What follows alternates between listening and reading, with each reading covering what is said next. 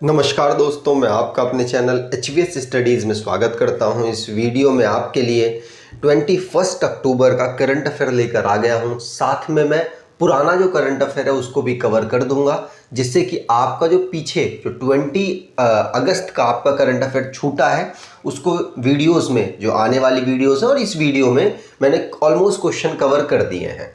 तो उम्मीद करूँगा आपको ये वीडियो अच्छी लगेगी। वीडियो अच्छी लगे तो लाइक करके जरूर जाइएगा और अपने कुछ दोस्तों तक वीडियो को शेयर कर दीजिएगा। और लास्ट में आपके लिए क्विज रखा है, उस क्विज को जरूर अटेम्प्ट कीजिएगा। बात करते हैं लास्ट डे की क्विज की। तो लास्ट डे आपसे क्वेश्चन पूछा गया था, what is India's rank in global hunger index 2022। तो आप सभी ने आंसर दिया था 107 और 107 ही सही आंसर है। आज के पहले क्वेश्चन की बात करें तो आज का पहला क्वेश्चन है, who has been elected as the president and co-president of international solar alliance. हमारे लिए इंपॉर्टेंट ये है कि जो इंटरनेशनल सोलर अलायंस है वो भारत में ही एक ऑर्गेनाइज्ड है। भारत में ये एक ऐसी संस्था है इंटरनेशनली लेवल की जो सोलर सिस्टम पर काम करती है, और भारत के प्रधानमंत्री जी ने फाउंड कराने के लिए इसमें अहम योगदान निभाया था।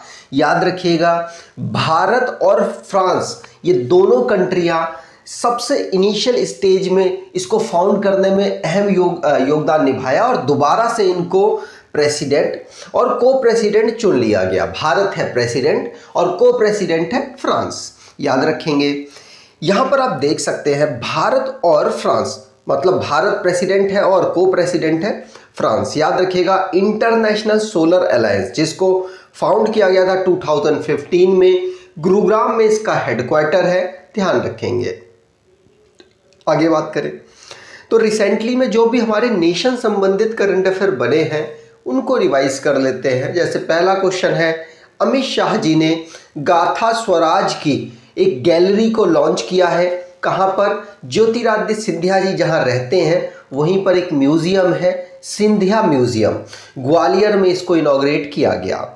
17th नंबर की भारतीय प्रवासी दिवस इंदौर में ऑर्गेनाइज कराया जाएगा जनवरी 2023 में। नितिन गडकरी जी जिन्होंने टोयोटो पायलट प्रोजेक्ट को लॉन्च किया, जो कि flex fuel strong hybrid electric vehicle होगा। याद रखेंगे, टोयोटो के द्वारा इसको डेवलप किया जा रहा है। नितिन गडकरी जी ने इंडियन रोड कांग्रेस जिसको लखनऊ में ऑर्गेनाइज कराया है। Pakistan SCO anti terrorist exercise में पार्टिसिपेट करेगा। भारत के मानेसर में इसको ऑर्गेनाइज कराई गई।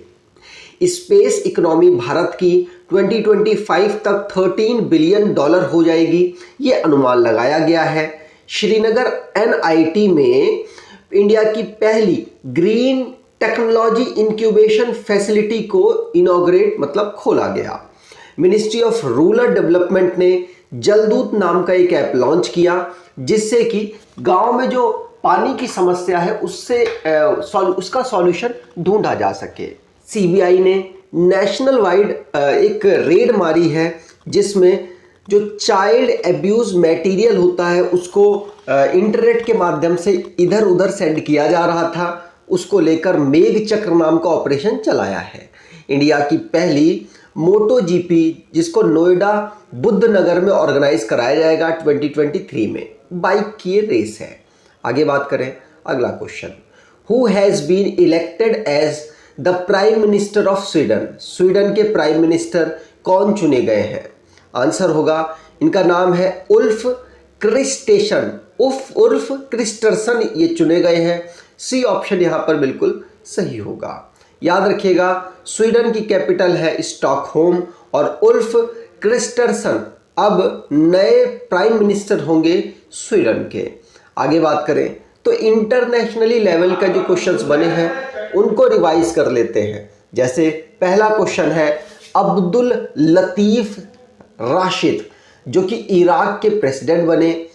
इजराइल और लेबनान ने हिस्टोरिकल एग्रीमेंट किया है जिससे कि मैरिटाइम डिस्प्यूट को वो हैंडल कर सके अपने यहाँ पर। इब्राहिम ट्रोरो जिन्होंने प्रेसिडेंट चुना है बुर्किना फासो को। याद रखेंगे। और ये वहाँ पे कैप्टन है। सऊदी अरेबिया जो कि 2029 में एशियन विंटर गेम्स को अपने डेजर्ट मेगा सिटी में ऑर्गेनाइज कराएगा। व्लादिमीर पुतिन ने अनाउंस किया कि हमने 4 यूक्रेन के रीजन को अब रशिया में मिला लिया है और अब वो रशिया का पार्ट है। कजाकिस्तान ने अपनी कैपिटल नूर सुल्तान से दोबारा अस्ताना कर दी है। सऊदी अरेबिया के क्राउन प्रिंस हैं मोहम्मद बिन सलमान, ये प्राइम मिनिस्टर में अपॉइंट हुए हैं। जॉर्जिया मेलोनी, ये पहली वुमेन प्राइम मिनिस्टर बनी है इटली की। चाइनीज़ के साइंटिस्ट ने माया नाम का एक पहला वाइल्ड आर्कटिक वोल्फ को क्लोन के माध्यम से डेवलप किया है। चाइना और यूएई ने मून मिशन के लिए, मून रोवर मिशन जो कि यूएई का है, उसके लिए दोनों ने एमओयू साइन किया है। अगर आप अपने करंट अफेयर को और बेहतर करना चाहते हैं तो करंट अफेयर की इस ई बुक को परचेज कर सकते हैं। डिस्क्रिप्शन बॉक्स में लिंक है, वहां से आपको आसानी से मिल जाएगी और इसमें ऑलमोस्ट 7 महीने का करंट अफेयर आपका कवर किया गया है। डिस्क्रिप्शन बॉक्स में लिंक है, एक बार ज़रूर से ज़रूर चेक कीजिएगा। चलिए आगे बात करें। अगला question, which of the 2 countries has emerged as the final bidder to host the 2027 edition of the AFC Asian cup. तो AFC एशिया कप को 2027 के को कौन होस्ट करने वाला है ये आपको बताना है। और आपको बता दूं अभी फाइनल नहीं हुआ है, अभी सिर्फ फाइनल बिडर फाइनल हुए हैं। तो इसमें कतर और या फिर भारत, इन दोनों में से कोई एक कंट्री अभी से होस्ट करेगी। तो अभी चूज किया जाएगा, लेकिन फाइनल बिडर यही दोनों कंट्रियां हैं, याद रखेंगे। स्पोर्ट्स से रिलेटेड करंट अफेयर की बात कर ले तो स्पोर्ट्स से रिलेटेड में पहला क्वेश्चन है कि वुमेन एशिया कप जिसको भारत के द्वारा यहां पर जीता गया और श्रीलंका को 8 विकेट से हरा दिया गया। पहला था कतर जो कि होस्ट करेगा 2023 का एशियन कप, याद रखिएगा। फॉर्मर इंडियन क्रिकेटर है महेंद्र सिंह धोनी, जिन्होंने CSK एकेडमी को लॉन्च किया है चेन्नई में। 36 नंबर का नेशनल गेम, पूजा पटेल ने यहाँ पर पहली एथलीट बनी है जिन्होंने योगासन में गोल्ड मेडल जीता है। 37 नेशनल गेम गोवा में ऑर्गेनाइज होगा और 2023 अक्टूबर में इसको ऑर्गेनाइज कराया जाएगा। क्रिस्टियानो रोनाल्डो 700 इन्होंने गोल मार दिए हैं और अब ये 700 के क्लब में शामिल हो चुके हैं। खैर ये इकलौते ही पर्सन है जो 700 गोल मार के बैठे हैं। हरमनप्रीत कौर भारत की है और इनको वुमेन में, और मोहम्मद रिजवान इनको मेन में पाकिस्तान के हैं। ICC player of the month award सितंबर का दिया गया। आगे बात करें अगला question, as per the United Nation multi dimensional poverty index which country has the largest number of poor people world wide. तो संयुक्त राष्ट्र बहुआयामी गरीबी सूचकांक के अनुसार दुनिया भर में किस देश में गरीब लोगों की संख्या सबसे अधिक है?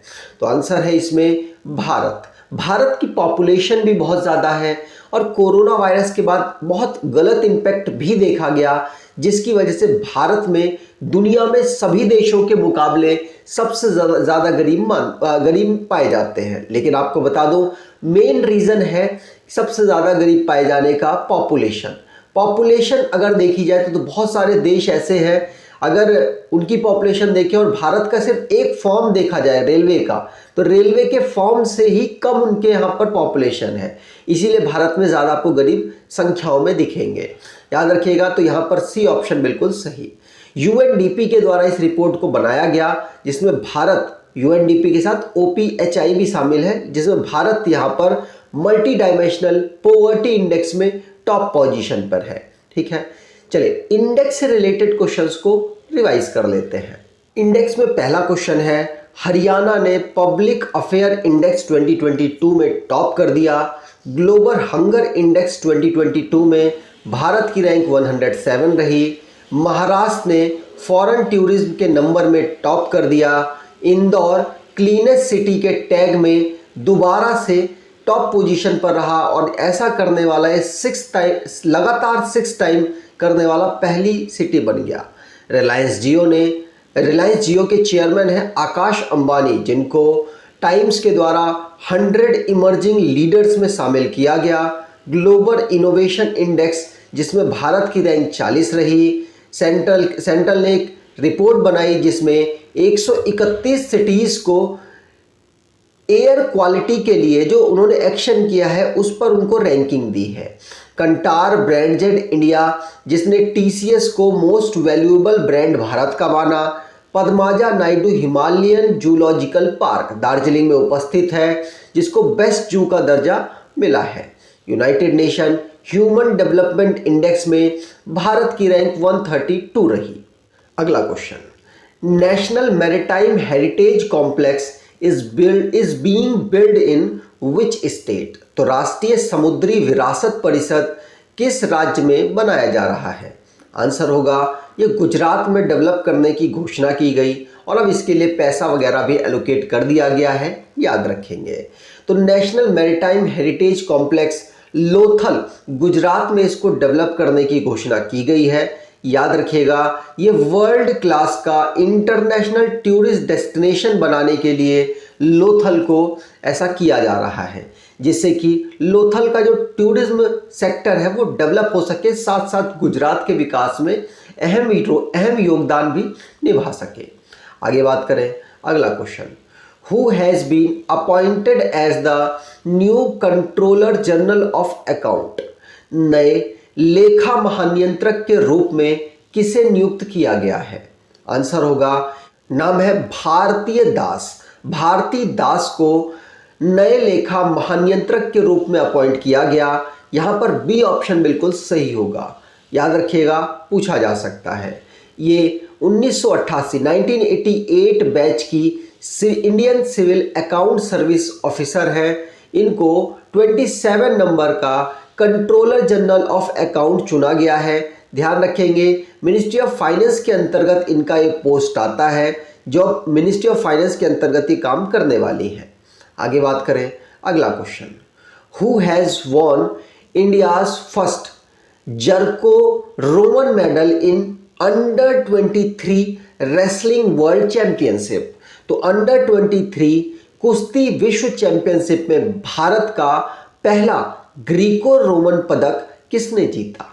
आंसर यहां पर होगा, इनका नाम है साजन भानवाला। साजन भानवाला ने यहां पर यह अवार्ड जीता है। ध्यान रखिएगा, भारत के हैं जर्को रोमन रेसलर साजन भानवाला, जिन्होंने 77 किलोग्राम का जो इनका डिवीज़न होता है इसमें भारत के लिए इन्होंने मेडल जीता है। याद रखेंगे, ये ब्रॉन्ज मेडल है, लेकिन भारत को ये ऐसा पहला मेडल यहाँ पर मिला है, इसीलिए इम्पॉर्टेंट हो जाता है। अगर इसकी बात करें तो इसमें किस पर्सन ने गोल्ड जीता है? तो यूक्रेन के हैं, याद रखिएगा, उन्होंने दमित्री वटेस्की, ये इनका नाम है, इन्होंने यहाँ पर गोल्ड मेडल जीता है, याद रखेंगे। ठीक है, चलिए आगे बात करें।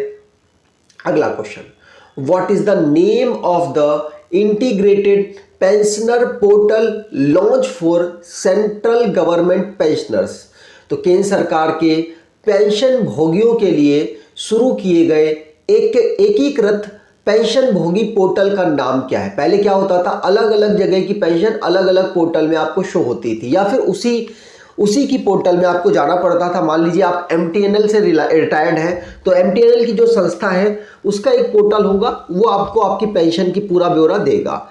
उसी प्रकार से अलग अलग होता था। लेकिन अब क्या हुआ है, सेंट्रल गवर्नमेंट ने सारी पेंशनर भोगियों को एक साथ कलेक्ट कर दिया है, और कलेक्ट करने के साथ अब इनको सबको इसी जगह से अपनी इंफॉर्मेशन मिल जाएगी, और इसका नाम है क्या? भविष्य इसका नाम है। क्या नाम है? भविष्य इसका नाम है। ध्यान रखिएगा, भविष्य एक पोर्टल है जिसमें सेंट्रल गवर्नमेंट की सारी पेंशन भोगियों की इंफॉर्मेशन आपको वहां से प्राप्त हो जाएगी। याद रखिएगा, इसको एसबीआई के साथ कोलैब करके डेवलप किया गया है। अगला क्वेश्चन, प्रधानमंत्री भारतीय जन उर्वरक परियोजना which was launched recently is related to which union minister? तो which union ministry, तो भारत के प्रधानमंत्री जी जिन्होंने प्रधानमंत्री भारतीय जन उर्वरक परियोजना को लॉन्च किया, और ये किस मंत्रालय से बिलोंग करती है?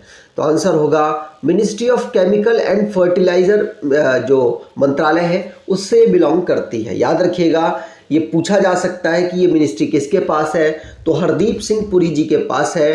प्रधानमंत्री नरेंद्र मोदी जी ने 2 दिन के प्रधानमंत्री किसान सम्मेलन में, किसान सम्मान सम्मेलन 2022 जो ऑर्गेनाइज हुआ, उसमें आपको बता दूं इन्होंने उर्वरक से related one nation one fertiliser scheme को लॉन्च किया, जिसके अंतर्गत सारी सब्सिडी जो फर्टिलाइजर की मिलती है वो सिंगल ब्रांड कर दी गई है। मतलब एक ही ब्रांड के अंदर जितने भी फर्टिलाइजर्स हैं वो डेवलप होंगे और उसको सब्सिडी उसी नाम पर अनाउंस होगी। जैसे भारत नाम की फर्टिलाइजर्स है तो सारे फर्टिलाइजर्स को एक नाम से बेचा जाएगा और अब जो भी सब्सिडी अनाउंस होगी वो भारत के लिए अनाउंस होगी। याद रखेंगे, सिंगल ब्रांडेड करने की ये कोशिश की गई है प्रधानमंत्री नरेंद्र मोदी जी के द्वारा, जिससे कि one nation one fertiliser scheme को लॉन्च किया जा सके। बात करते हैं आज के क्विज की। तो government approved first suspension bridge across which river? तो आपको कमेंट बॉक्स में आंसर देना है। अगर आपको ये वीडियो अच्छी लगी है तो आपसे अनुरोध करूंगा कि वीडियो को लाइक कर दीजिएगा, चैनल को सब्सक्राइब कर लीजिएगा और एटलीस्ट अपने कुछ दोस्तों तक वीडियो को शेयर जरूर कीजिएगा। धन्यवाद।